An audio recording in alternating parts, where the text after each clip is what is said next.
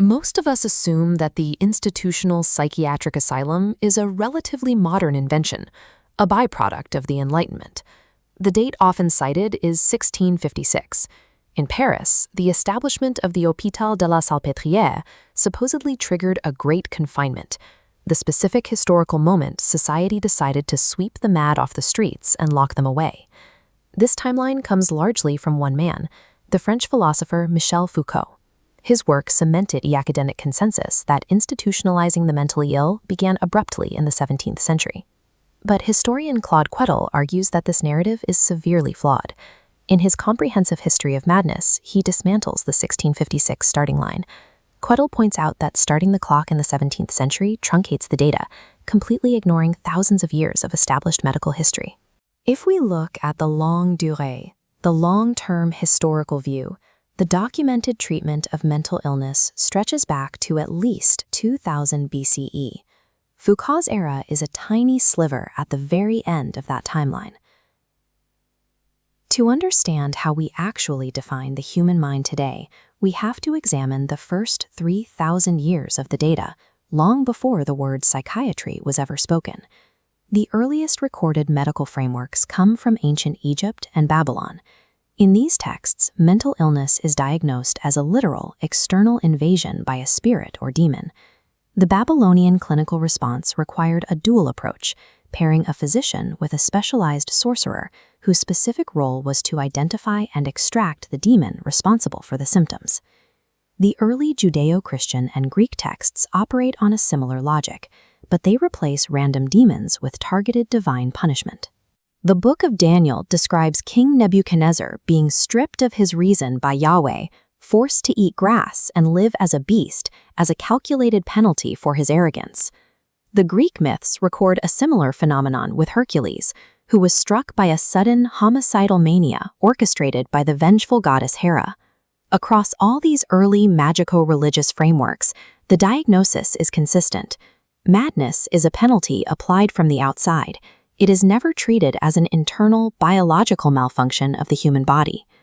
The first major epistemological shift came from Greek philosophers, who moved the origin point of madness out of the sky and into the human essence. Plato introduced a strict dualism, defining the physical body and the ethereal soul as two completely separate entities. Under his model, psychiatric symptoms appear when a powerful, diseased body overpowers the rational soul. Later thinkers, like the Stoics and the Roman physician Celsus, rejected this separation entirely. They argued for a monist view, where the mind and body lock together as a single unit.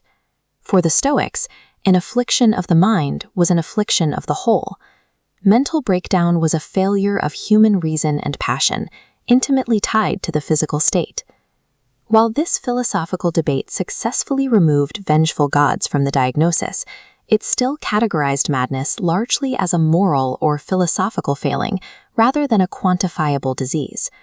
The critical leap toward modern medicine was made by physician Hippocrates. In The Sacred Disease, he dismissed the idea that epilepsy was caused by magic, stating, "Madness originates exclusively in the physical tissue of the brain." Ancient physicians relied on the humoral matrix, mapping health to 4 bodily fluids. Mania was diagnosed as an excess of hot, dry yellow bile. Conversely, melancholia was diagnosed as a toxic accumulation of cold, dry black bile. By translating behavioral symptoms into physical fluids, the humoral matrix categorized mental illness as a quantifiable pathology. It was a physical problem that required a physical solution. Because madness was now understood as a material imbalance, the treatments that followed were highly specific clinical interventions. The biological logic was straightforward. If a toxic buildup of humors is destroying the brain, the physician has to physically purge the body. This illustration shows the black hellebore plant. Its root was prescribed as a targeted psychiatric purgative.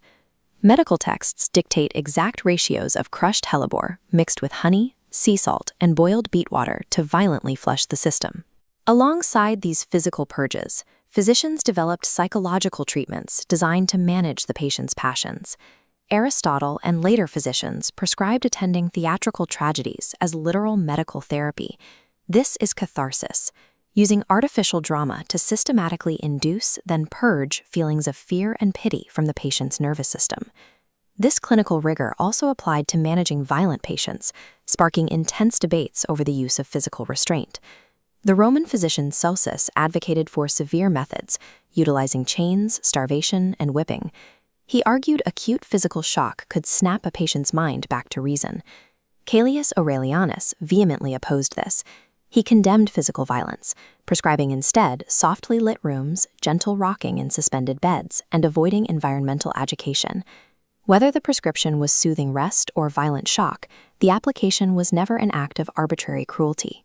Every method was a calculated intervention driven by established medical theory. By the 2nd century AD, physicians like Galen had codified this system, permanently locking in a psychiatric vocabulary. Terms defined in antiquity, like mania, melancholia, and phrenitis, remained the standard diagnostic categories for the next 1,000 years. Galen solidified a dual treatment approach, combining harsh somatic purgatives with strict psychological environmental control. This exact methodology dominated Western medicine well into the 1800s. The clinical language simply evolved. The humoral excess known as melancholia maps directly onto the 19th century classification of manic depressive illness. There is an unbroken intellectual lineage flowing straight from Hippocrates in antiquity, through Galen, directly to Philippe Pinel and the early European asylums. The supposed invention of psychiatry in the 19th century is largely a myth of renaming. The actual pivot toward modern thinking occurred millennia earlier, when physicians pulled madness out of the hands of the gods and placed it firmly inside the human skull. As the historian Claude Quetel observes, human societies have always systematically cared for, categorized, and constrained the mentally ill. Across history, the existence of psychiatric treatment has not changed. What changes is the cultural and medical logic we construct to justify it.